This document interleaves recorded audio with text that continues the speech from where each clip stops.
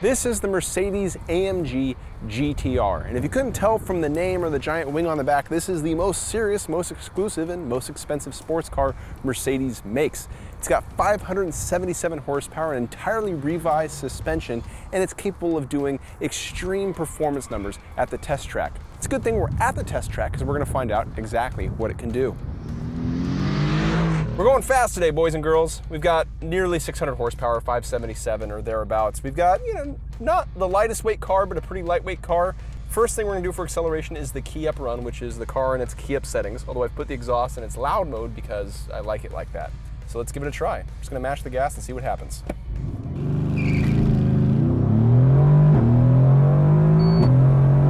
That's quick. That's really quick. Oh boy, wow.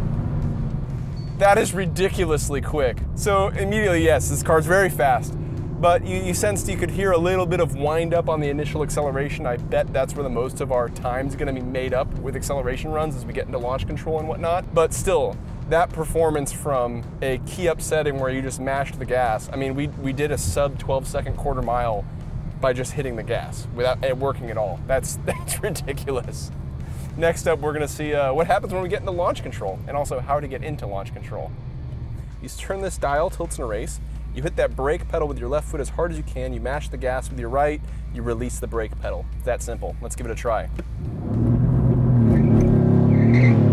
So a little bit of tire slip there is to be expected.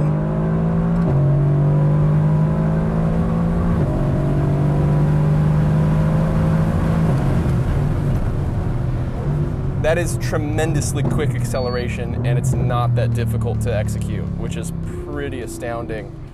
You could hear the tire slip at the very beginning and the stability and traction control system working to combat that with a couple little backfires and steps down. Still, that is a really impressive display of acceleration. We'll probably give it one more try in launch control, and then I'll see if I can do it better without using launch control. Frankly, I'd be surprised if I can, because with vehicles at this sort of stature and at this price, their traction control systems tend to be way more sophisticated than me, a lowly performance test driver. All right, launch control run number 2. Flat foot the brake, flat foot the gas. Let's do this.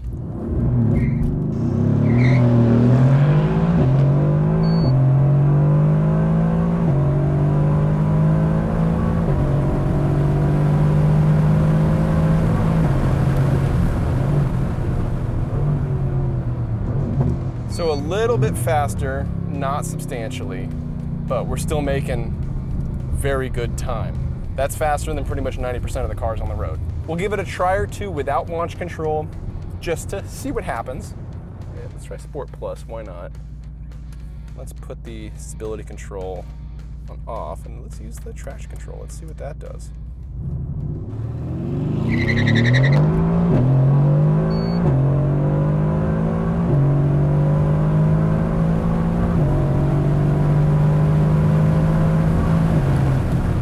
So it was a little bit slower across the board. I was very gingerly on the acceleration, did not launch it hard, try to keep underneath the point of spin, so clearly there's some work to be done there. It wasn't as slow as the key up run, obviously, and that's because I wasn't in the traction control, but it definitely was not as fast as the launch control. That was just a smooth application of throttle. All right, let's dial you all the way up again. Okay, let's do it. Oh, it's short shifted. So we're gonna have to try manual control, aren't we? And let's do this.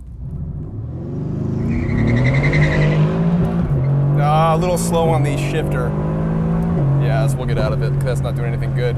So, not sure if the tach is slow or if the shifter request is slow. This has been a characteristic on the performance-oriented Mercedes I've driven, where you have to short shift. The transmission control has been kind of a frequent point of frustration for Mercedes-Benz. Give this a try.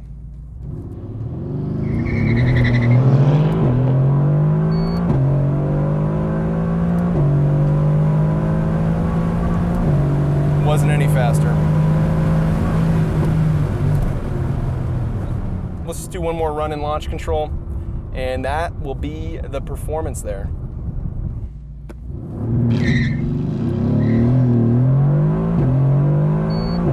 There, yeah, that's some speed.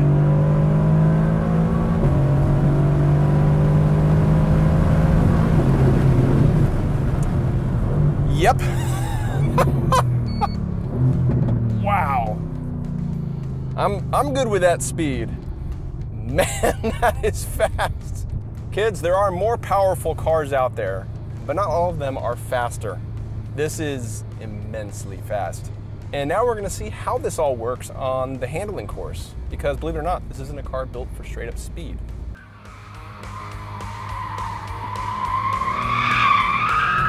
So on to the handling loop we go with the AMG GT R. We've got it in the race setting. We've got the fancy little traction control doohickey knob here set to its middle setting, and we'll probably work up as we get going. We've got the transmission in race because we're not going for a lap time. I just like to use it to feel out reference points for gears. And we'll start winding up and talking about what we got here. And so we have a ton of horsepower and acceleration, as you're already aware of. But what that doesn't tell you is the breadth of power, because it doesn't seem to matter what engine speed the engine's turning at, you're always getting a simply stupefying amount of power. It's rather astounding how smooth and controlled and relaxed this vehicle operates, especially when it sounds like that and can corner like this. You have rear steering, you have a dual clutch transmission, you have really sophisticated chassis that ensures you always have the right amount of balance. It feels very controlled and linear, and that's quite nice. It's something that feels very refined and dignified, and maybe that's exactly what you expect from a Mercedes-Benz.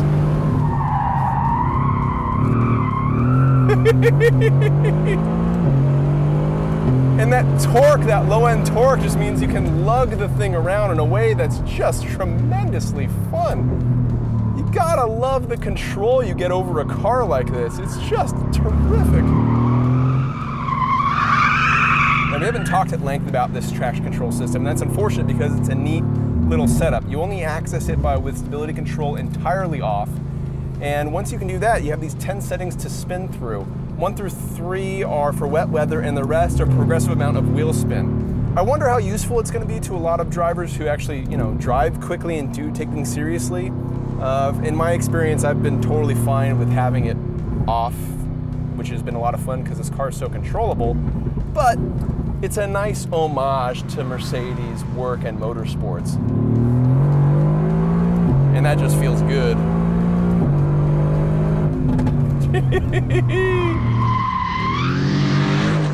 The interior of the AMG GT R isn't that much different than the standard AMG GT. In this one, we have this high gloss black surfacing on the steering wheel and the center console here, which looks really nice when it's clean, but after a while, you develop a lot of smudges and fingerprints. Why would you complain about this with a car that's got GTR in the name? Well, when you pay upwards of $200,000 for it, you want it to look clean after time. But let's get beyond how things look and talk about the functionality of everything. You got the push button start, which we'll use to fire up the car right now. We'll turn the stop start off, and there's a button here to make the exhaust louder. That's nice. Now, all these controls around here, of course, do various things. This one is your drive mode, this is your stability control, this is the firmness of your suspension, and on and on and on. It takes a little bit to get used to, but once you do, it's pretty much second nature. The most interesting part of this interior by far is this little yellow knob right here. Now, that is an homage to traction control systems in like DTM race cars and the various forms of motorsports Mercedes is involved in. And how you activate it is you have to actually turn stability control off, which we'll do now, and that activates this controller here. There's a little light that runs across when it turns on. Now, you basically use this to determine how much traction control you want, not stability control. Now, there's a very complex system of electronics working underneath this car with the active differential and all this stuff underneath to constantly be monitoring how much traction each tire has, and you can adjust the limitation of slip, I guess you would say, by setting this dial. Now, in practice, I kind of just like to set it to one setting and forget about it because I don't want to be thinking about it while I'm on a track, but it is nice to be, if you are more of an amateur or don't want to even consider the idea of putting your nearly $200,000 vehicle into a wall at a racetrack, this gives you a nice margin of safety that you can literally dial in. I like that. I think it's a neat concept, and I feel like the color is a nice, again, homage to motorsports and Mercedes' involvement in it, even if you don't end up using it, or if you do use it a ton. And it looks pretty neat just in this rather black and very serious looking interior. The rest of it is pretty standard fare for a Mercedes-Benz, especially an AMG GT, and it all works genuinely well. But at the end, this guy is really what matters. That's been a test drive of the Mercedes-AMG GT R. If you want to see more, keep it tuned right here, and be sure to visit Edmunds.com.